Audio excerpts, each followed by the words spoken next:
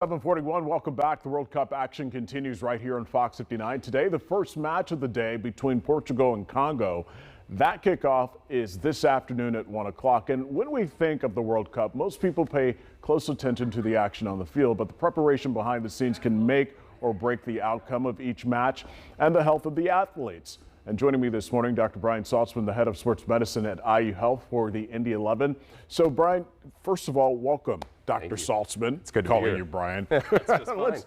let's talk about what it takes to get prepared for a World Cup and these athletes. Yeah, I mean, we know these athletes have to be flexible, they have to be strong, they have to protect their bodies, so there's a lot of preparation work that goes into this, certainly. It means a lot of things on and off the field, but particularly before matches, getting strong, getting limber, getting flexible, and preparing their bodies for the work ahead. Right. For young athletes especially, what should they do to help prevent injuries? Well, there's some non-modifiable things that we can't protect against, certain ways that you jump and land and get hit and get cross-checked. But some of the things that we can do in preparation to get our muscles and body stronger around those parts of our body that are high susceptibility for injury, keeping our glutes, our hamstrings, our hip flexors, our core strong. Yeah. Those are things that are going to protect those athletes as they're running, jumping, cutting, pivoting, and twisting. We are watching those athletes on the field, on the pitch, and how they're moving in all kinds of ways. What are some of the common injuries that are associated with soccer? Yeah, unfortunately, soccer is that big ACL killer. Yes. That's the one, right? And that's the one that we're holding our breath every time one of our athletes go down with a contact or non-contact injury. And so we see that as a big one. Meniscus type injuries, a lot of those overuse injuries, shin splints, calf, hamstring, glute injuries, but also ankle sprains and concussions is another big one too. If an athlete does get hurt, what should they do?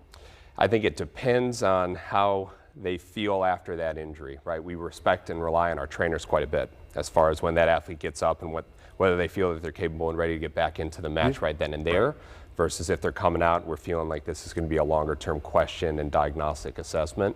So it depends on how they're feeling right afterwards, what they feel when the injury happens, whether they feel they can go, or if this is taking them out of the game, we get more nervous about something more structural that we need to look into more closely. What was interesting about last night's game with Lionel Messi playing, there was commentators talking about one of the players having an injury on his finger. Yeah. And they specifically said how well he can tolerate the pain to play, and he was playing. So I guess it goes into all of that too. Yeah, it depends position too, right?